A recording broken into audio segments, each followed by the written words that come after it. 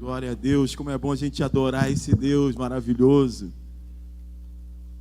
Como é bom também estar de volta, para a gente estar juntos aqui adorando. E esse louvor tem tudo a ver com a mensagem dessa noite, de entrega, de dar o melhor, se entregar totalmente. Tem um livro que tem um título que fala assim, vai te custar tudo. Vai te custar tudo. E é exatamente isso que o Evangelho custa tudo. Isso é uma entrega total, não uma entrega parcial. Então, por conta disso, nosso tema está aí, ó, nada mais importa. Nada mais importa. E nós vamos estar lendo lá em Mateus, no Evangelho de Mateus, capítulo 13, versículo 44 ao 46, que vai falar da parábola da pérola de grande valor. Nós vamos estar lendo a parábola do tesouro escondido e da pérola de grande valor. Esse contexto, Jesus está contando aí mais ou menos 7 parábolas no capítulo 13, mais ou menos 5 parábolas, 4 parábolas ele está falando com a multidão, e 3 parábolas ele está falando com os seus discípulos. E a parábola da pérola de grande valor, e a parábola também do tesouro escondido, ele vai citar aos discípulos, é o que a gente vai ler nessa noite. Essas 2 parábolas, que são curtinhas.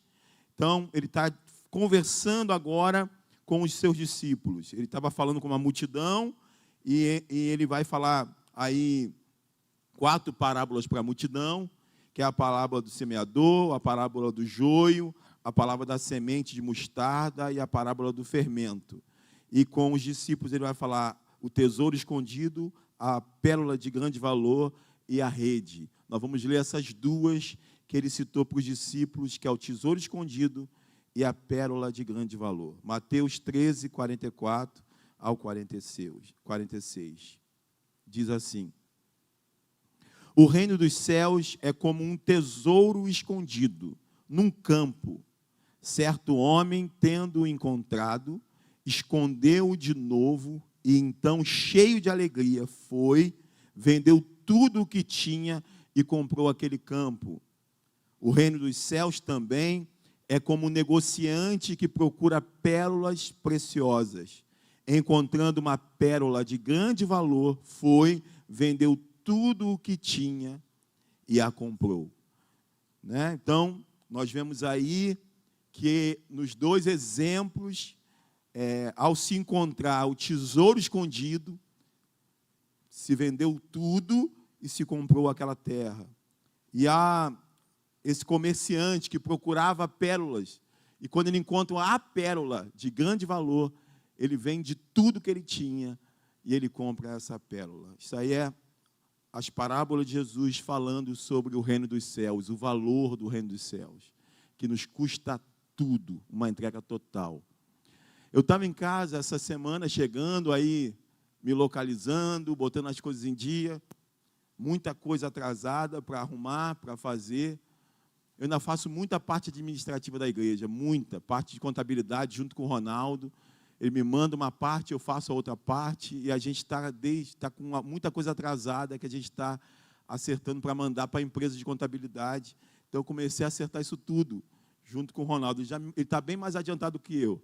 E eu também comecei a ver, muita saudade de futebol, comecei a me ver como que estava o Flamengo, ver a data dos jogos, e quando eu olhei o jogo de domingo, Flamengo e Vasco, o Alexandre está aí, às 19 horas.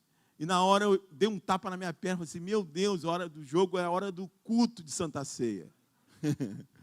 Mas é interessante que eu falei assim para minha esposa, eu falei assim, amor, se alguém deixar de vir para a ceia por conta de um jogo, essa pessoa já está morta espiritualmente. Aí eu não sei se eu estava falando sobre mim, ou sobre alguém, talvez eu estivesse falando também sobre mim. Mas eu fiquei depois, quando o Senhor me deu essa palavra, eu fiquei pensando no nosso nível de espiritualidade. Sabe? Nosso nível de entrega. Como a gente cantou aqui.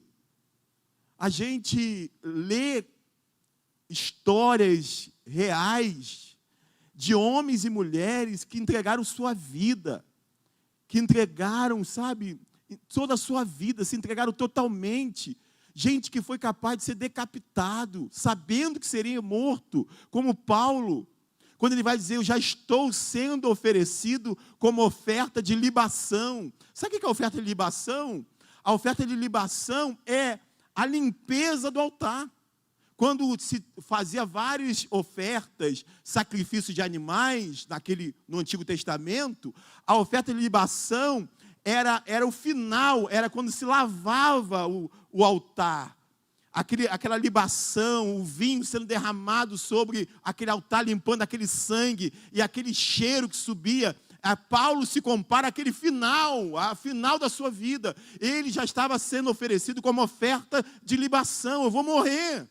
Então, gente morreu pela causa. E aí, quando eu olho para a nossa realidade, pensando em jogo, pensando em coisas tão humanas, tão pequenas, tão mesquinhas, eu fico assim pensando, meu Deus, que loucura.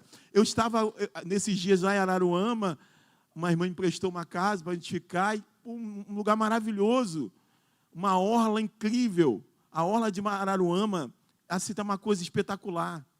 E eu fiquei olhando um condomínio muito bonito, as casas, e eu comecei a pensando nas coisas que eu deixei de ter, e talvez que eu não tenha, por conta do meu chamado. E eu fiquei em crise. Eu comecei a conversar com Elisângela, falei, amor, eu tenho um desejo de ter uma casa aqui, ter uma casa na praia, e talvez eu nunca possa ter, porque eu não tenho nem crédito na praça, eu não tenho nem, talvez, um contra-cheque, eu tenho que falar com o pessoal da contabilidade para providenciar algum recibo, alguma coisa. Eu não tenho como pensar nisso. Eu comecei a falar, eu abri mão de coisas, eu abri mão de coisas profissionais, de salário, eu abri mão de muita coisa que eu poderia estar sonhando e dar uma casa para minhas filhas, como meu pai fez, dar uma casa para minhas filhas, um apartamento, alguma coisa assim, eu poder investir na minha vida profissional de tal maneira que eu pudesse me dar esse prazer. Aí eu comecei a pensar nisso, pensando, até que eu vim e começou Deus me dar esse texto, sem eu perceber que Ele estava falando comigo. Ele falou, você está preocupado com isso? Esse é seu nível, é jogo do Flamengo, 19 horas do domingo, ou é se comprou uma casa, ou se não comprou uma casa, ou se tem um contra-cheque, ou se não tem um contra-cheque. Esse é o seu nível de entrega. Essa é a sua preocupação. É verdade isso. Você está preocupado com isso. Aí eu falei, Senhor, me perdoa. É claro que Ele nos entende. É claro que Ele sabe dos nossos anseios, dos nossos sonhos. Mas, de fato, quando eu me deparei com essa parábola, essas duas parábolas, eu fiquei pensando, gente, eu preciso compreender mais ainda o que significa o reino de Deus, o reino dos céus, o Evangelho, Cristo. Eu não posso imaginar, eu estava vendo um pastor contando uma ilustração de uma festa da Igreja Católica, essas festas de quermesse, de São João, e disse que tinha uma barraca de venda de crucifixos. E aí o vendedor, sem se dar conta, ele colocou, olha, crucifixo em liquidação. E ele colocou lá a plaquinha. Aí, pensando nisso, é como se a gente colocasse a cruz de Cristo em liquidação. Que a gente pudesse, talvez, baratear o que nós recebemos. Nós não nos dessemos conta do preço que foi pago, do que significa o reino dos céus, que faz com que essas pessoas, quando encontram esse tesouro, que é o reino de Deus, que é Cristo ressuscitado, vendam tudo que possuem. Tanto o que encontrou, como aquele que foi buscar o encontrou, e como aquele que achou, não importa, quando eles viram que aquilo era algo diferenciado, era a pérola de grande valor, era o tesouro escondido. Eles pegaram tudo que tinham e venderam. Por quê? Porque nada mais importa. Quando você encontra o Evangelho, quando você encontra o reino dos céus, nada mais importa. E é por isso que eles se desprendem de tudo que tinham e que possuíam. E pensando nisso, eu pensei que nada se compara ao reino dos céus, nada se compara ao Evangelho, nada se compara a Jesus Cristo, nada pode se comparar a Ele. Ele é o grande achado, ou o grande encontrado. Nada se compara a isso. Nós precisamos ter essa consciência. Eu preciso ter essa consciência o tempo todo. De que quando eu abro mão de muito pouco ainda diante daquilo que eu recebo, diante do Evangelho do Reino dos Céus. Nas duas parábolas isso fica claro, quando ele diz que cheio de alegria, quando ele encontra o tesouro, ele ficou cheio de alegria. Por quê? Porque era o tesouro. E quando ele encontra aquela pérola, aquele homem era comerciante e vivia procurando pérola, mas quando ele encontra aquela pérola, ele percebe que aquela era uma pérola de grande valor, era diferenciada. Portanto, a partir de agora, ele não precisa mais buscar, ele não precisa viajar de um lado para o outro. Ele já encontrou a pérola de grande valor. A partir daquele momento, acabou a procura, ele já achou o que tanto procurava. Essa angústia, esse vazio foi preenchido pela pérola de grande valor. Eu achei interessante, lá em João capítulo 7, versículo 44, que Jesus está pregando, fazendo sinais, fazendo maravilhas, e os religiosos estão preocupados. É bom te ver aqui, André, com joelho, foi joelho, né? Joelho novo, amém? Os discípulos, os religiosos estavam preocupados com Jesus, falando assim, olha, tem que parar esse homem, ele está fazendo sinais, então temos que prendê-lo, temos que matá-lo. Aí eles mandam o soldado, vai lá, prende ele, traz ele preso. Olha só que coisa interessante que acontece. Aí nesse contexto, João 7,44, alguns queriam prendê-lo, mas ninguém lhe pôs as mãos. Sabe por quê? Porque não é no tempo do homem. Não é o homem que determina, vamos prender, vamos crucificar. Não, é ele que se entrega. Então, ninguém pôs as mãos nele. Queriam fazer, mas não puseram a mão nele. Agora, olha que interessante. Finalmente, os guardas do templo voltaram ao chefe dos sacerdotes e aos fariseus. Eu não falei?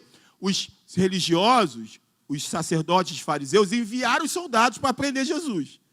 Aí, os soldados voltam a eles, os quais lhe perguntaram, por que vocês não o trouxeram? Então, eles mandaram os soldados voltam sem Jesus. Aí eles perguntam, por que vocês não trouxeram eles? Aí, versículo 46, olha que coisa linda, gente. Olha o que os soldados repetem, por que não levou? Ninguém jamais falou da maneira como esse homem fala, declararam os guardas. Eles foram prender, chegou lá, olhou, falou, calma aí, ei, esse aí é diferente. Esse aí não é mais um Bar Jesus, não é mais esse aí é diferente. Eles voltam constrangidos, eles não tiveram coragem de colocar a mão em Jesus, e eles declaram, ninguém jamais falou da maneira como esse homem fala, declararam os guardas. Eles falam assim, olha, vocês não estão entendendo, não é normal, é algo totalmente inédito, é um tesouro de grande valor, é uma pérola de grande valor, é um tesouro, é um achado. Ele não é um homem qualquer, as palavras deles não são palavras qualquer, ele não é um profeta, há algo diferente nele. Que coisa tremenda. Eu estava lá em Araruama e fomos uma noite lá numa lanchonete, um restaurante talvez, meio lanchonete, meio restaurante, de frente para a Lagoa. Aí pedimos um hambúrguer, cada um pediu um tipo, gente aberta, cada um pediu um artesanal, não sei o que, eu não pedi artesanal, pedi um. Aí só sei que demorou muito, estava muito cheio, demorou muito. E eu falei, gente, que é isso? Quando foi vindo por parte. Então, você está com um grupo de pessoas, você quer comer junto. Aí comeu um, daqui a pouco 10 minutos come outro, 30 minutos come outro, aí ficava todo mundo, quem estava com fome, olhando quem estava comendo. Quem já tinha comido estava querendo ir embora. Então, aí eu falei assim, rapaz, mas eu estou pensando em reclamar. Estou pensando, não tem condições e tal. Mas quando chegou o meu hambúrguer, que eu comi o hambúrguer, meu irmão, falei assim, aí alguém, e aí, vai reclamar? Reclamar de quê? Se eu nunca comi uma coisa como essa.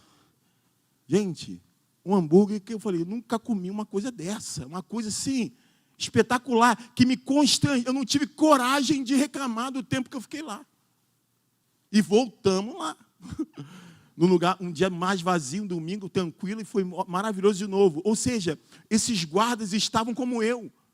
Eles foram prender, olharam assim, não, calma aí, tem algo diferente nesse cozinheiro aí, tem algo diferente nesse hambúrguer, tem algo diferente nesse homem. Como que eu vou ter coragem de prendê-lo? Tem algo diferente de volta? Não, por que vocês não trouxeram? Tem algo diferente. Ou seja, se vende tudo. Se achou algo tão maravilhoso, que se vende tudo, que se desfaz de tudo, que abre mão de tudo, nada mais importa diante do reino de Deus, diante do Cristo, nada mais importa. Ele está em outro nível, é outra coisa. Os guardas ficam constrangidos. Se nós entendermos isso, se nossos filhos entenderem isso, se a Mariana, a Giovana, se os nossos adolescentes entenderem isso, Gustavo, todos entenderem isso, nós não precisaremos nos preocupar deles entrarem numa universidade federal, por exemplo.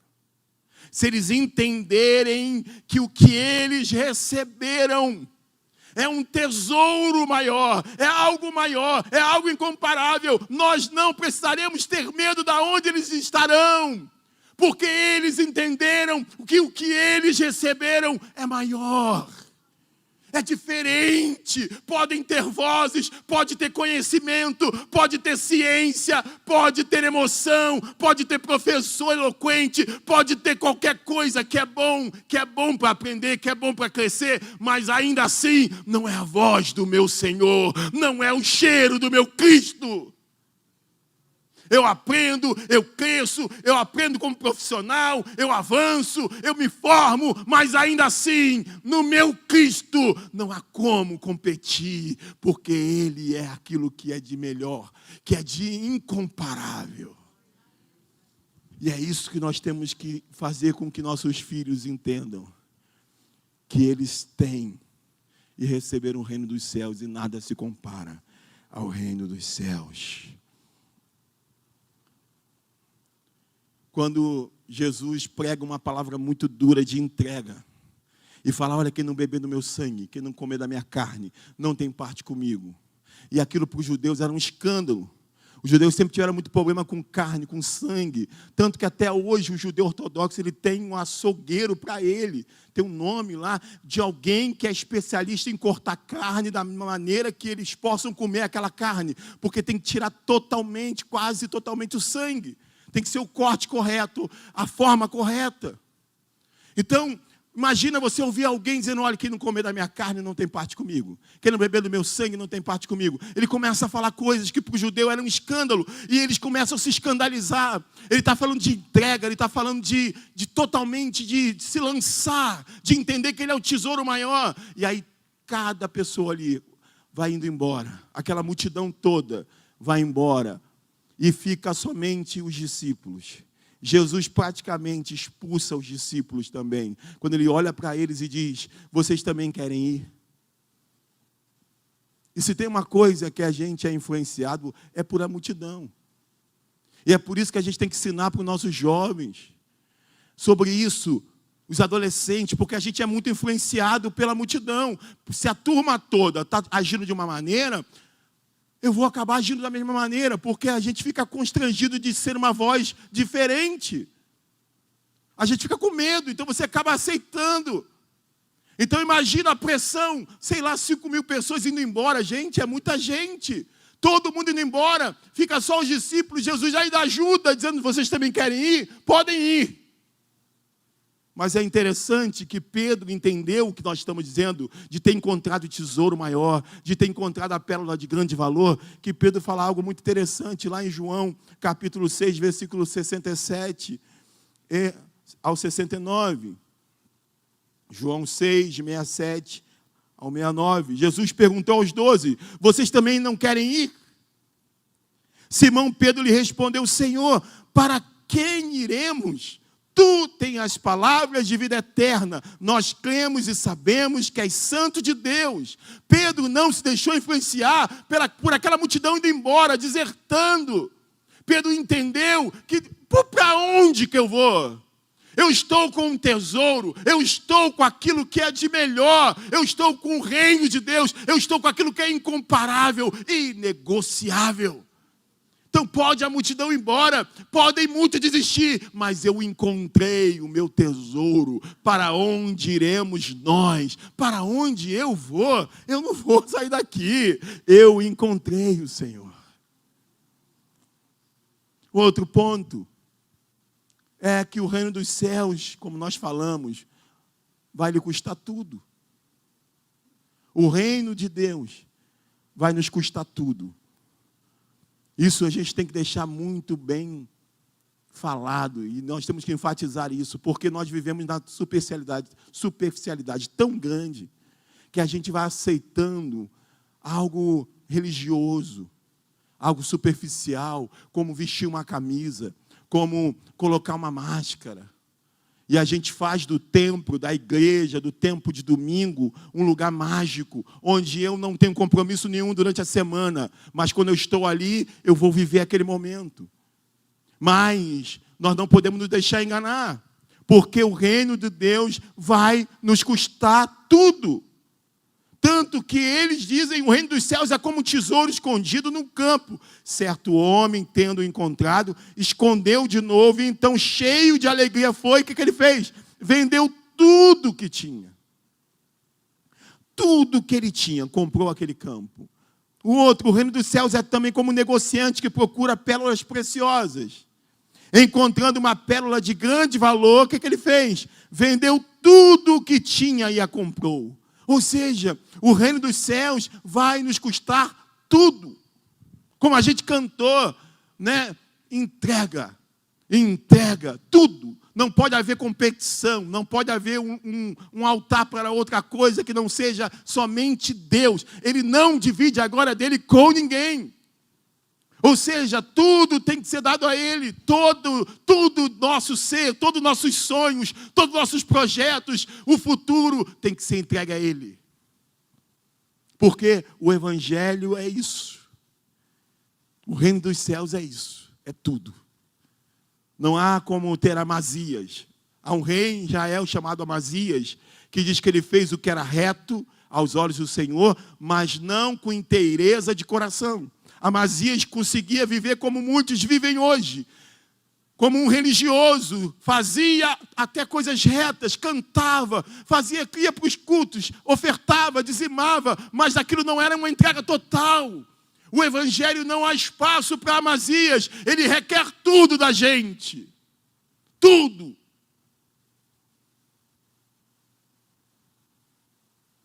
Nós sabemos que a salvação não é comprada. Nós sabemos que é um dom de Deus, é gratuita.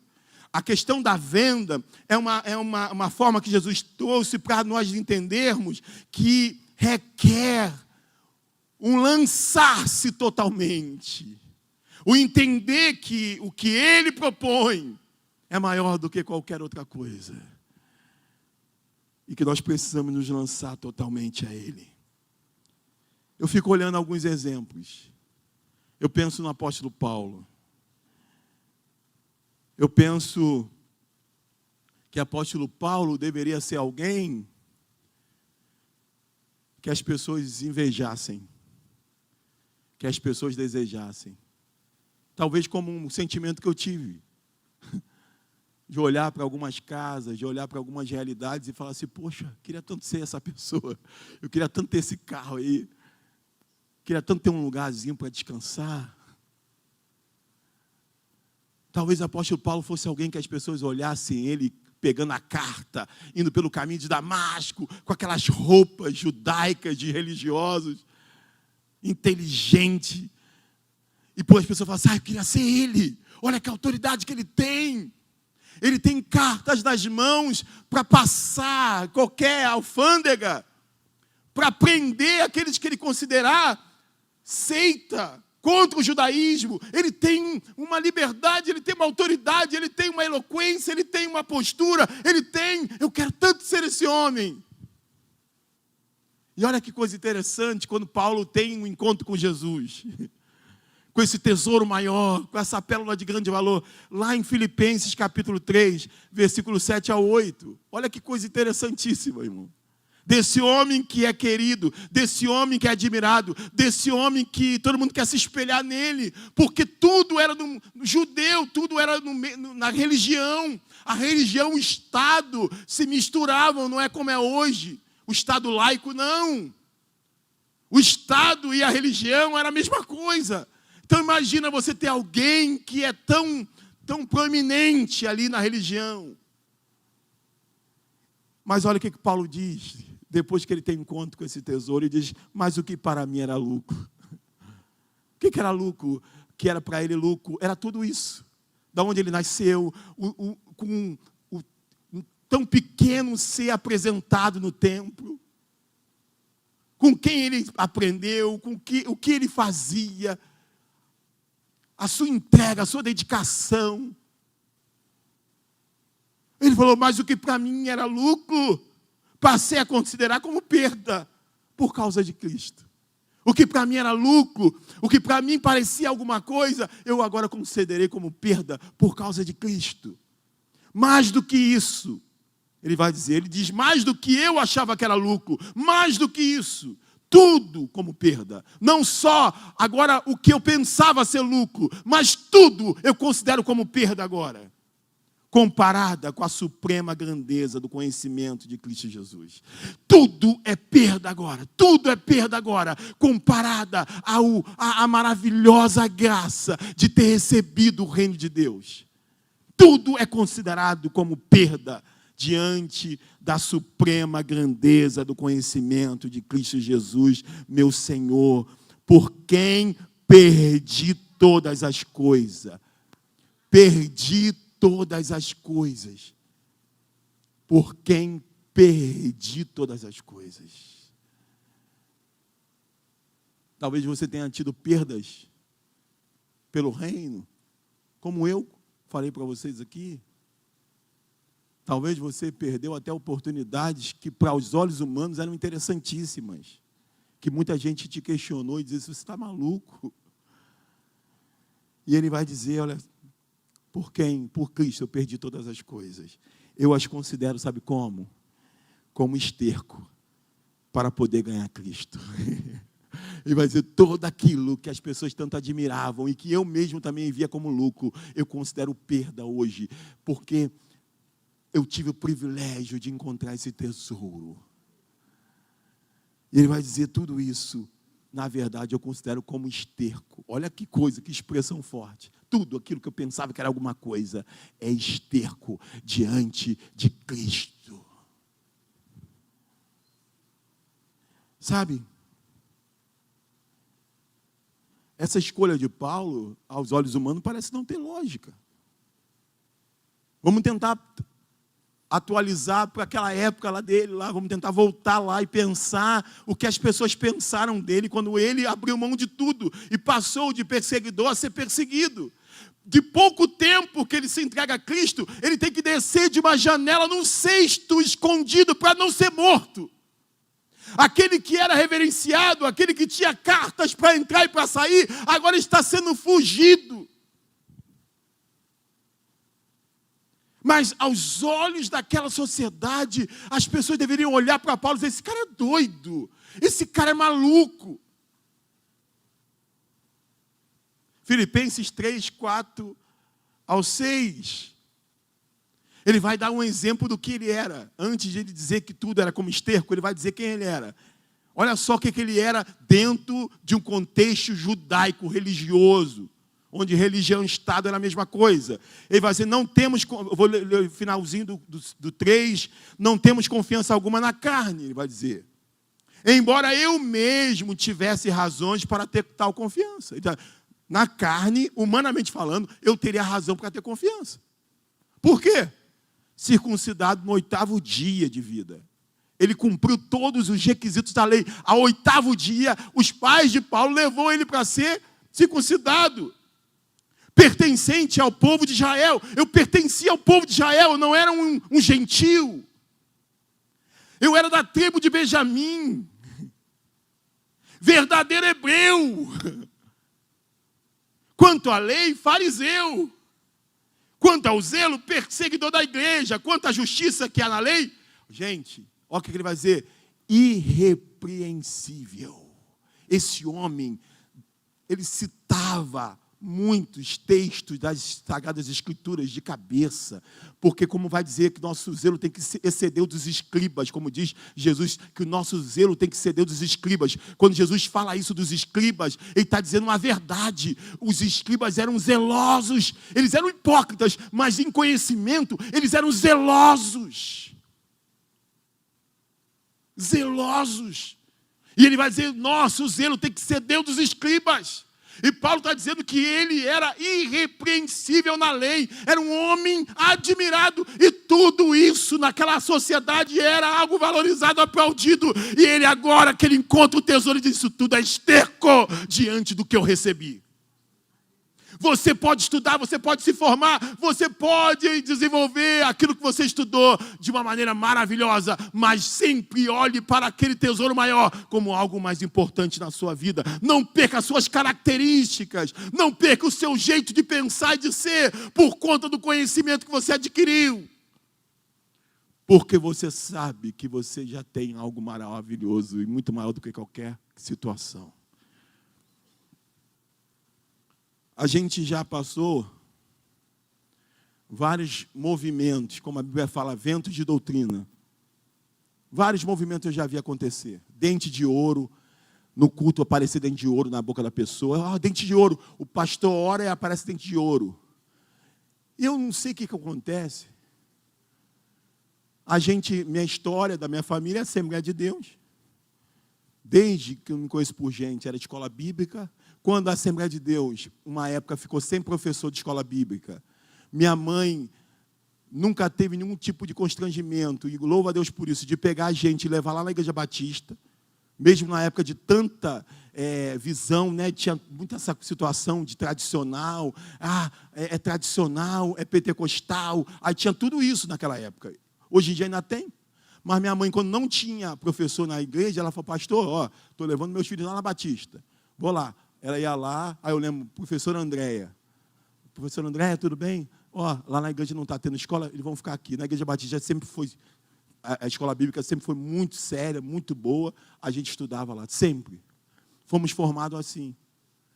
Então, eu creio que essa formação lá atrás, depois a gente conheceu a Igreja El Shaddai, que nos trouxe uma outra visão também muito boa de liberdade, na liberdade no Senhor, de adoração, da palavra, de não ter usos e costumes como algo sendo, sabe? A gente teve esses dois lados. Eu não sei se foi essa junção, eu não sei, só sei de uma coisa. Sempre, quando tinha qualquer coisa disso, estava todo mundo correndo para ver o dente de ouro, a gente estava indo embora.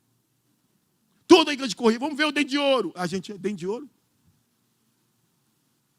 Agora, depois, cair no espírito, está todo mundo caindo no espírito. Pum, cai um, cai dois. Todo mundo cai no espírito. Opa, estou indo embora, já fui. Tchau, fica vocês caindo aí que eu estou indo. Nunca chamou atenção. Profecia, que fulano revela, que não sei o quê. A fila é imensa. Estava na fila, estou indo. A minha maior revelação está aqui. Eu creio na profecia, creio que Deus usa, mas eu não vou me empolgar com isso. Está aqui. Eu gosto da profecia que é sem ser hora marcada. Aquele que te pega do nada, não te conhece, não sabe quem você é, e vem e fala. Agora, negócio de fila, de pegar número, a gente estava indo para um lado, o pessoal está... Porque a gente nunca se impressionou com isso. Aí começou, encontro com Deus, encontro com Deus. Aí o pessoal vinha, aí via correndo, todo mundo correndo, o ônibus parava, fogos, fogos, encontro com Deus. Aí eu lembro que o irmão estava no culto e o pessoal do encontro entrou, aí o irmão foi tocar na pessoa. Não toca nele não, o rapaz está maluco, rapaz. Ele está vindo do encontro, rapaz, você vai tocar nele, você está doido, cara? Você está biruleide, cara? Você vai fazer isso nada? É encontro, está vindo do encontro. O encontro é tremendo. Aí o cara anos de igreja. Agora que eu descobri o Evangelho. Agora que eu descobri o Evangelho, gente. Agora que eu descobri o Evangelho. Aí a gente está olhando para aquilo tudo. Aí tinha o quê? Segredo, não pode contar nada do encontro. Para estimular a gente a querer ir. Não pode contar nada. Tá bom, não quero saber também não. Mas você não quer ir?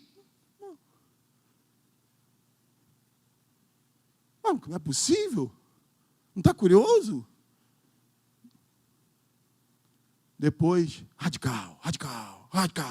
Tem que ser radical. Pastor, a igreja é radical. Radical? 2011. Foi qual dia? Nem lembro mais. 4 de setembro de 2011. Meu radical foi 4 de setembro de 2011. Você quer saber meu radical? Quer que eu te conte? Radical de Alexandre também, radical de Magda, radical de várias pessoas aqui, da vida, da dor, de você olhar a vida na vida. Sua alma ser golpeada, uma espada entrar no teu alma. Mas por que, você me pergunta, por que, pastor? Por que, pastor, que vocês e a igreja não se interessa por isso, não se empolga por isso? Sabe por quê, irmãos? Porque nós já encontramos o tesouro maior. Qualquer novidade não é maior do que o Senhor. Quando você entendeu quem Ele é, nenhuma situação passa a ser maior do que aquilo que você já recebeu. A dor da perda é suportável, mesmo chorando, porque eu sei que eu recebi um tesouro maior. Se eu ficar preso a situações, a emoções, a massagem, a coisas, vamos lá, vamos pular, plantar bananeira para os adolescentes para eles entenderem, vamos não sei o quê.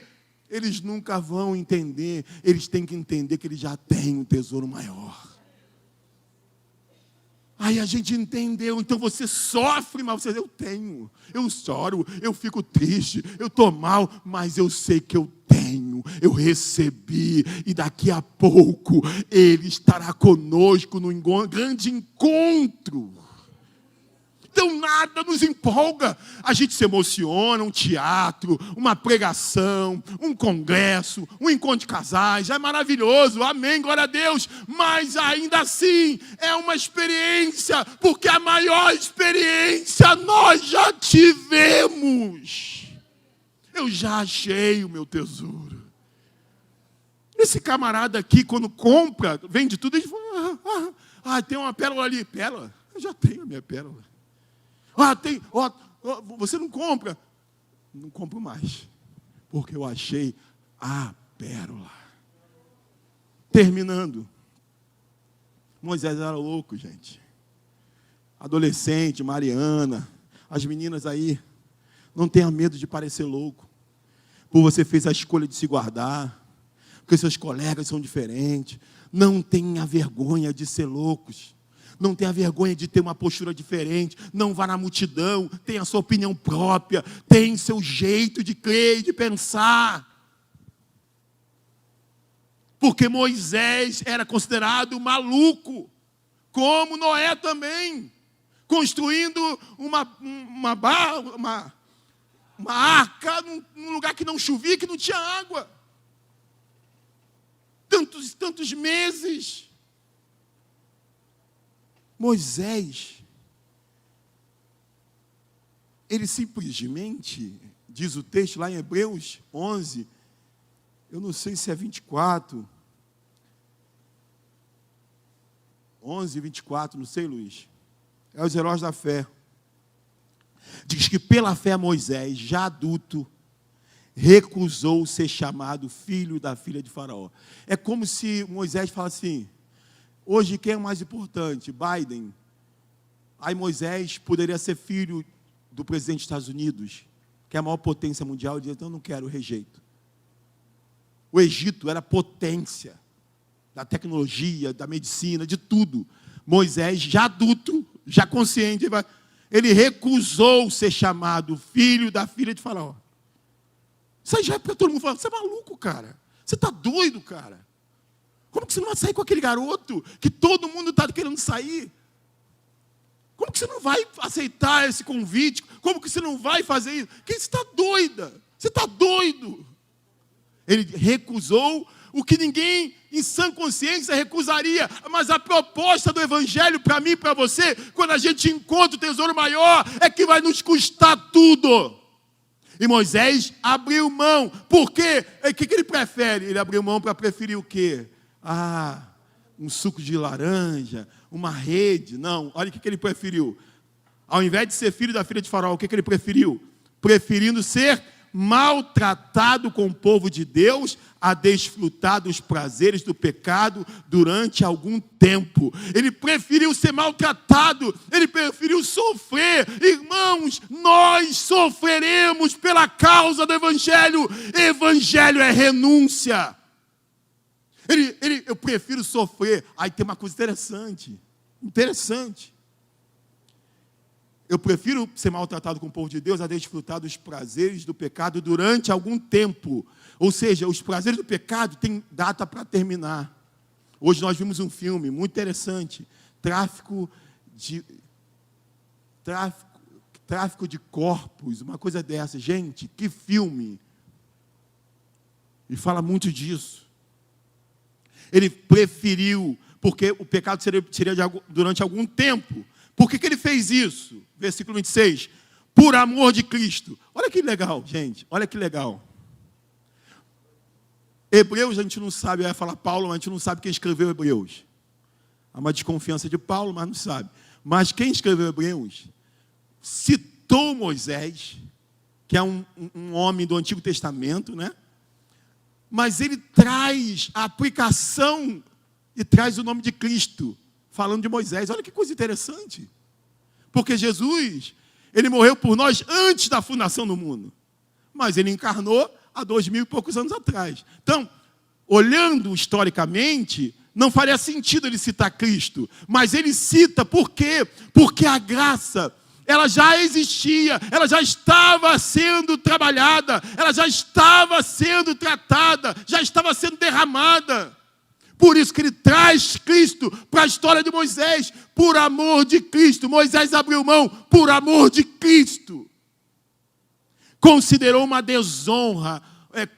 sua desonra uma riqueza maior que os tesouros do Egito. Por quê, irmãos? Porque contemplava a sua recompensa. Aí, adolescentes, olha aí que vocês têm que viver por amor de Cristo. Considere sua desonra. Você está se guardando, você está esperando o seu escolhido, sua escolhida, você não bebe, você não fuma, começa a rir, debochar, fazer bullying. Não fica preocupado não. Moisés considerou sua desonra uma riqueza. Isso é riqueza. Pode brincar bastante, zoa bastante. Isso para mim é uma beleza, uma riqueza. Maior que os tesouros do Egito. Porque contemplava a sua recompensa. Ele contemplava. Sabe o que a gente tem que fazer para suportar? Contemple aquilo que Deus tem. Alexandre, a mãe de Alexandre, tem para suportar a dor, contempla o que Deus tem. Contempla o encontro. Tem um encontro, tem esperança. Tem um dia que estaremos para sempre com o Senhor. Diz que ele ficou firme como vendo o invisível. Firme como vendo o invisível. Terminando, irmãos. Mas eu sempre lembro do Rodolfo Abrantes.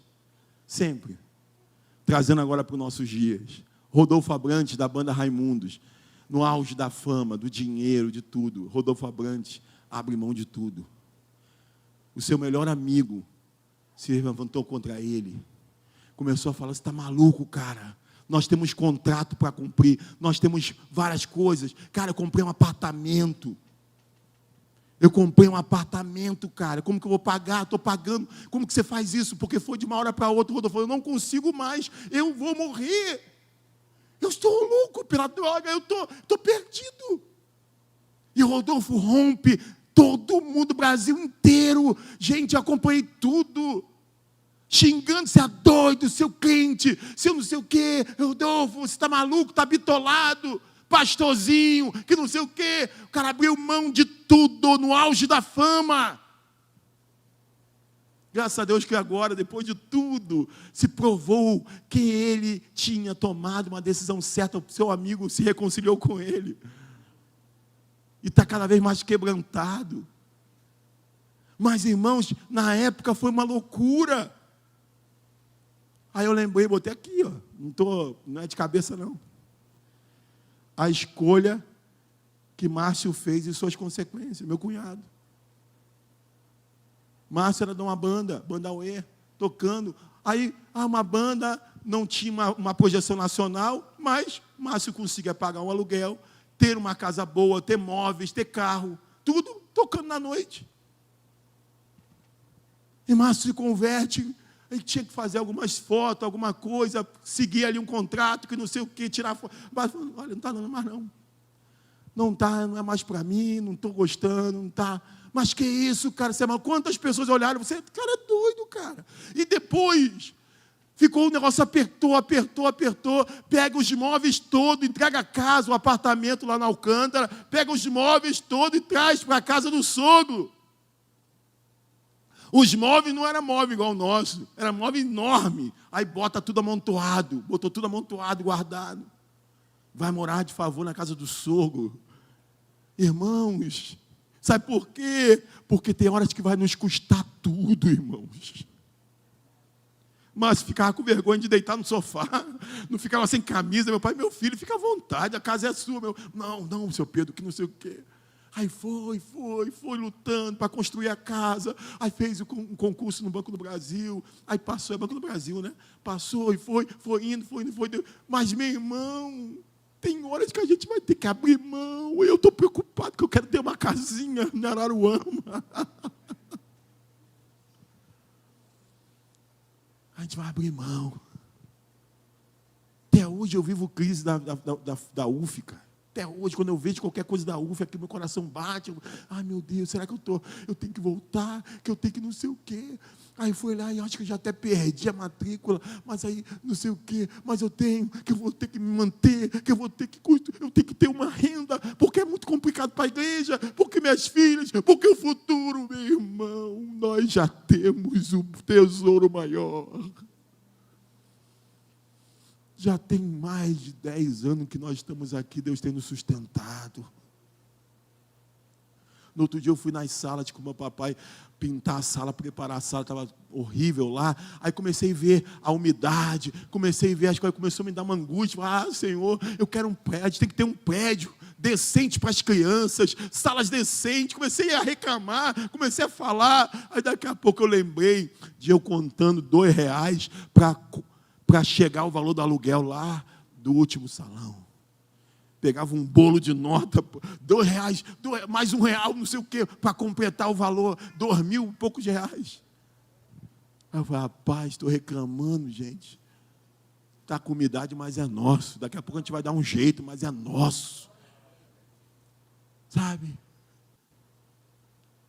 Às vezes vai custar. Lá em Atos vai dizer que muitos praticavam artes mágicas, feitiçaria, e se converteram, aí pegaram seus livros de feitiçaria, entendendo que aquilo não prestava nem para eles, nem para dar para ninguém. Queimaram na praça, queima aí, porque agora eu encontrei algo maior do que isso. Alguém calculou lá e diz que somava não sei quantas dracmas, 1.000 dracmas. Tem horas que o Evangelho vai fazer isso com a gente, porque nos custa tudo. Tem alguma coisa, o relacionamento não está certo, está namorando, a coisa não está indo legal, está te afastando da presença de Deus. Oi, filho, entre você e o meu Deus, eu fico com o meu Deus. Não se coloque nesse lugar, não tente disputar com o meu Deus, porque você vai perder de goleada, porque Ele é meu tesouro maior. Ele é inegociável. Lembra aquele que morreu? Não vendeu a vinha. Nabote, não negocio a minha herança. Mataram ele, mas ele não vendeu a herança dele. É inegociável. Não tem conversa.